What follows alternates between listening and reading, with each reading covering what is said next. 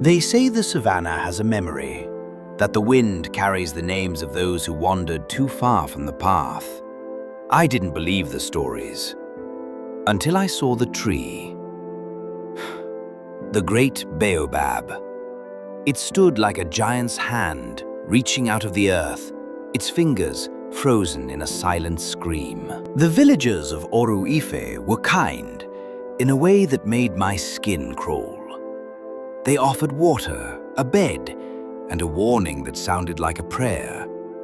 When the sun hides behind the hills, do not look at your feet, for in this village, your shadow does not belong to you. Curiosity is a heavy debt.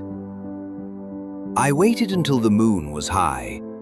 I lit a single match, and there it was, my shadow. But it wasn't mimicking me. While I sat perfectly still, my shadow, it was standing up. It was reaching for the door. I followed it into the night. My body felt light, empty, as if the soul was being pulled out through the soles of my feet. I watched as my shadow merged with the trunk of the great tree. And then I heard it. Not a wind, but 1,000 whispers coming from beneath the bark.